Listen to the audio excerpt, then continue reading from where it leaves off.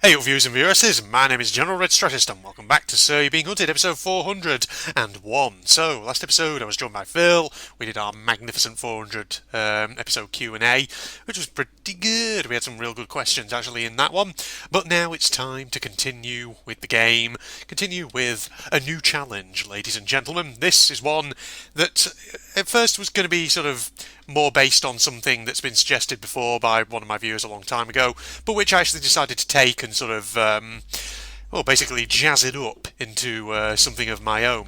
This, ladies and gentlemen, is the Prohibition Challenge. Now, you know me, I'm a bit of a history nerd and all that.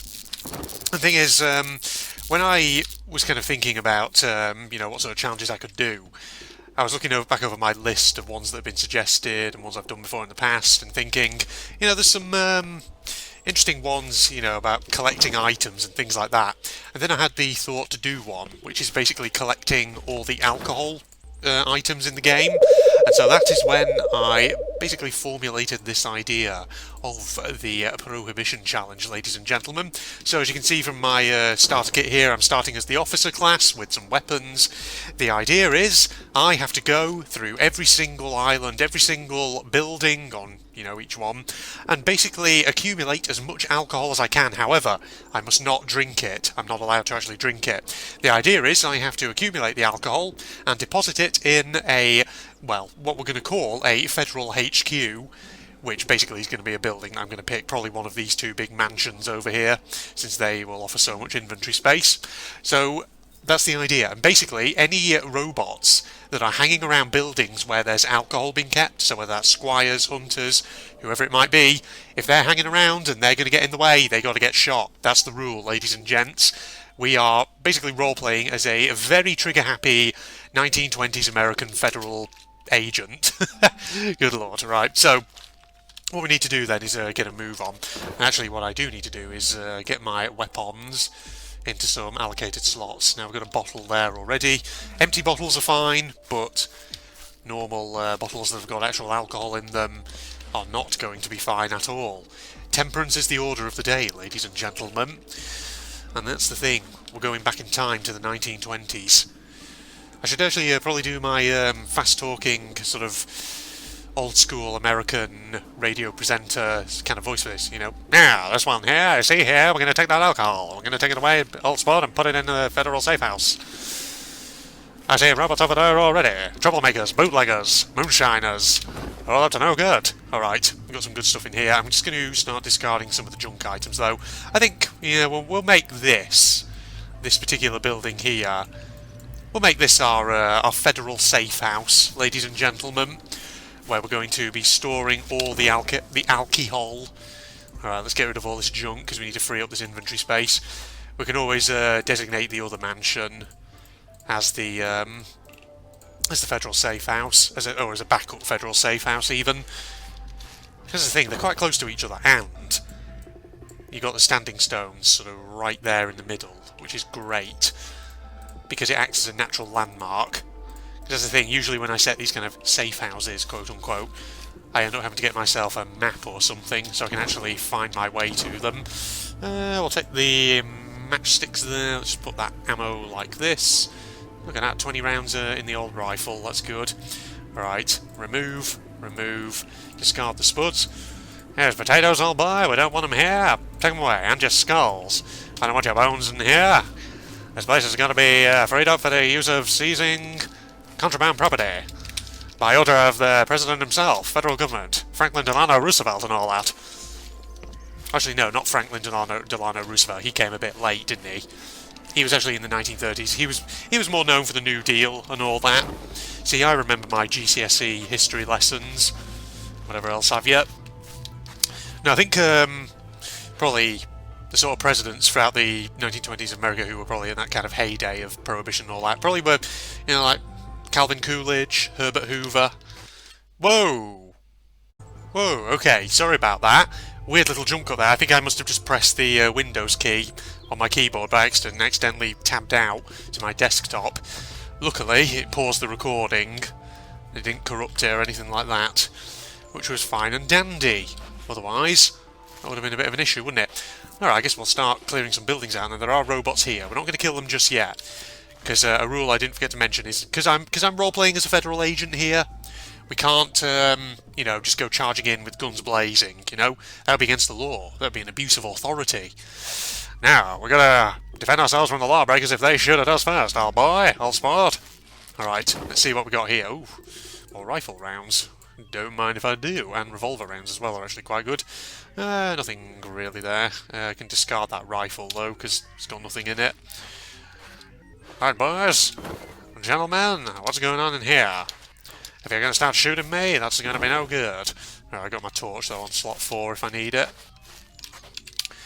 These two gents over here, they're just checking out. Oh shit, they got the alcohol in here, boys. We have to take these guys down. Hey you, lawbreakers, moonshiners, get out of here. And boom, there we go. You see, as I'm role-playing as a US federal agent, I got my Second Amendment right to bear arms and all out. All sport. I'm going to put it to good use. See, they had alcohol on them, the little gits. Alright, we're going to take those pliers as well. They could be quite useful for us as we go along. Alright, let's see. Do they have any bullets on them? We'll seize and impound their property. They got an axe. That could be good if I end up running out of ammo, actually. Could be very helpful. Let's check the back doors on these buildings. Okay, they haven't got much. They were hiding a little bit of alcohol and all that. Did I technically shoot first there? I feel like I probably did, and I probably just instantly broke my own rule. Well, never mind, fuck it, I'm going to continue with the challenge. I don't give a shit if I accidentally just broke that particular rule. It's fine. It's not too much of a problem. I'm not so invested in this particular challenge that I'm literally going to be that friggin' strict with myself. Well, whilst we're waiting for the balloon to pass by, I'm going to make ourselves a beeline in this direction, oh boy. There's a couple more friggin' gents over there. Looks like they are defending a device piece. As long as they haven't got alcohol, then that's fine. If only we could check the post boxes to make sure that nobody's trying to mail some balls of that moonshine to each other. Oh dear. Right, let's have a look. They're fine in here. They got nothing there. We'll check the back doors in a second. Ooh, toy train, nice. Actually, yeah, I could do with actually taking on a bit more food, because that's the thing. Since I can't use the sherry. Sherry is strictly prohibited. Yeah, little bastards. Good lord. Alright, get rid of that as well. We've got our first bits and bobs of alcohol. Oh my goodness, 2 more better bottles of stout. I guess the moonshiners who put this here aren't in town at the moment. Also, incidentally, I should make clear that as part of this challenge I have actually tweaked the robot spawn settings ever so slightly. I haven't changed them up too much, but what I have done is I've actually increased the spawn rate for the Squire a bit, so that he spawns a bit sooner than he otherwise would. Also, is it me or is that fucking wheelbarrow really fucking small? Or is my character just really, really tall? I could have sworn wheelbarrows are normally bigger than that in this game, but was that just generated really tiny? I don't know. Alright, back over here then, ladies and gentlemen. Guys and dolls, we get over here. Well, was this the... No, this wasn't... No, that's the mansion over there that I'm using as the Federal Safe House. Well, this is going to be Federal Safe House number 2, this one, so we might as well just clear it out, just in case on the off chance there is anything of use in here. Who knows, maybe there's a bit more alcohol. As the kids these days.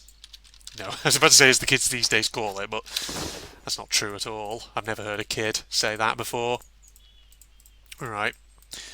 Do all of that. Get it all out. Oh, man. Oh, see? Look, there's alcohol in here. We'll have to seize it. Seize it straight away. We'll keep the letters, because why the hell not? Even though they're not actually that useful for this particular challenge. Put that there, put that there. It's people's post, you know. We're federal agents. Friggin' representatives of the federal authorities. We can't just dispose of people's post. It's terrible. It would be very, very much an abuse of authority. So don't do it. I'm going to put the bottle there, get rid of that teapot. We don't want these Union Jack teapots here. We're Americans. We don't want to have anything from the old British imperialist oppressors. Alright, let's go over here. and keep exploring and actually deposit the first of the alcohol in Federal Safe House number 1 over here. But yes, I mentioned a moment ago my knowledge of GCSE history actually coming back to me a little bit. That's the thing, when I was a teenager I did GCSE history, and one of the things we did...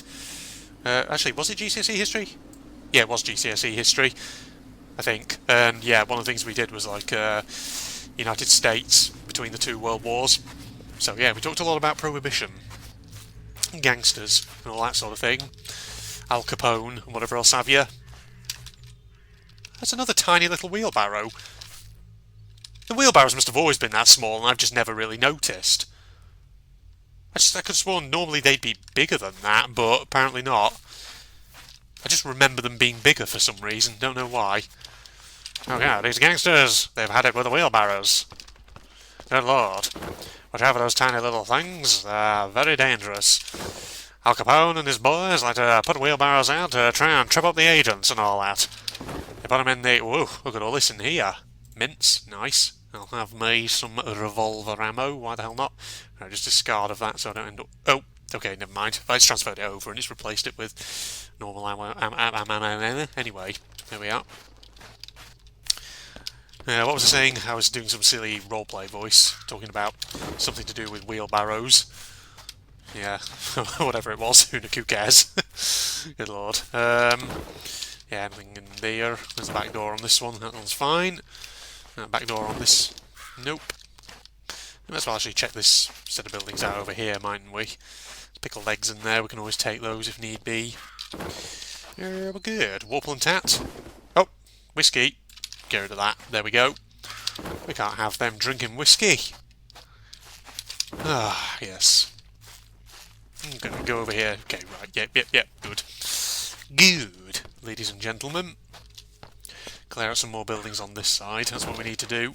I've already looked in that one. What am I doing? Did I look in this one? Yeah, I did. Yes, I did, ladies and gentlemen. Let's go over here now to Shallow Dangling. Oh dear. Right. Why is it that name Shallow Dangling sounds like it could be a euphemism? Then again, I feel like there's a lot of things in British humour, things like that feels like we like to make jokes a lot of time about euphemisms or things that are vaguely euphemistic and whatever else have you. At least that's the way it feels to me, ladies and gentlemen. Okay, back doors. Ooh, more of this. Yes, there we go. Discard, revolver, don't need it. God, I'm going to have so much bloody ammo, I'm going to have to use some of it up. Shoot some friggin' moonshiners at some point. Right, nothing there. What's around here? Ah, stout. Look at all this. Fucking safe house is going to be overloaded with booze before we know it. Let me go around here. Anything? Nope. Hello? Nope. And... yeah, there's more ammo. Not much else there. Right.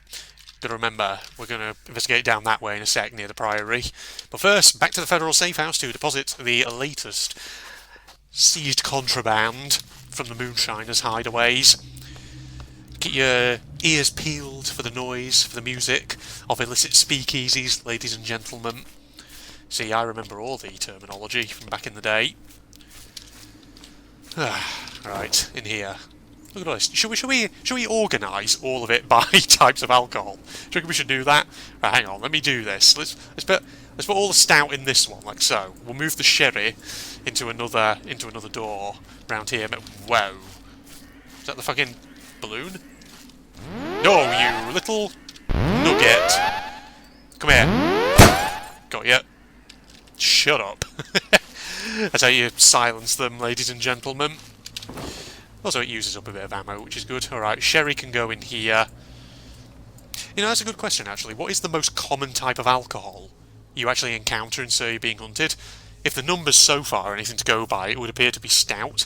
In fact, maybe actually I should put the stout in this one, because if stout is going to be the most common, then it's going to need a lot of space, actually, isn't it?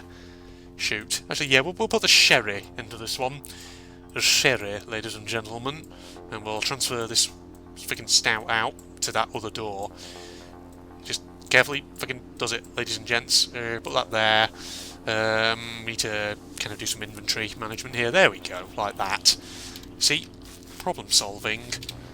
Problem solving 101. Red is good at it when he puts his mind to it. There you go, have all that stout in there. Boom! Right. Excellent. So we're off to a good start so far, and we need to put our friggin' whiskey in another door somewhere. This one, maybe?